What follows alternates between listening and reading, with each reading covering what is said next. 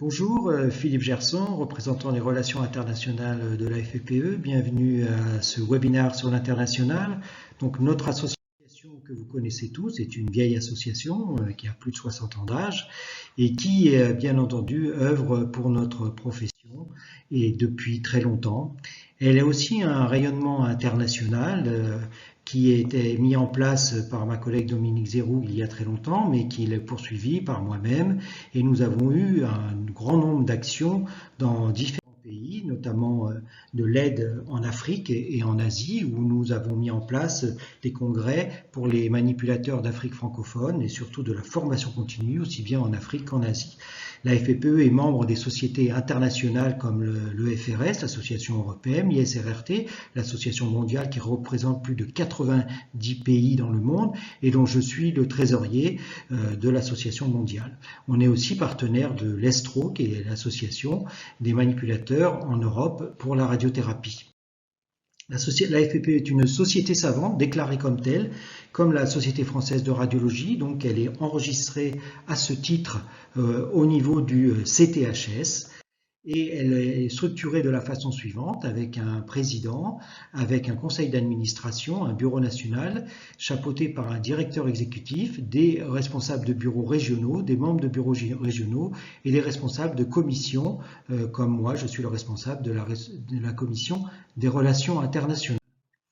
Donc vous voyez un peu comment la FPPE est sur toute la France et aussi les DOM-TOM, incluant bien entendu nos collègues du Pacifique qui sont très actifs au niveau de l'association.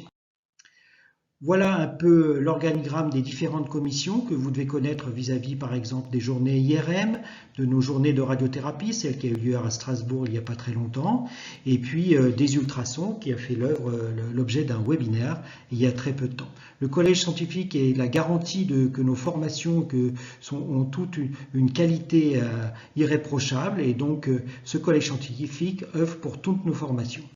Nous sommes aussi agréés Datadoc et bientôt Calliope.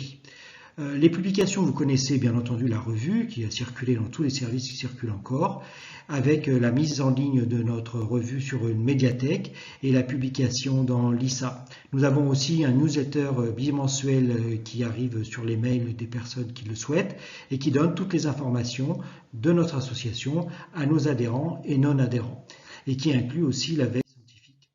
La FPE a une reconnaissance législative qui remonte depuis très longtemps avec différents décrets d'application dont le dernier est celui de 2016 et qui a fait évoluer notre profession et nous œuvrons toujours pour améliorer notre profession tout en restant dans notre domaine de compétences qui est une association et non un syndicat. Vous le verrez la différence lors de mon collègue Hakon Gemli de Norvège qui va vous présenter ce qui se passe dans les pays du Nord où les associations sont aussi des syndicats.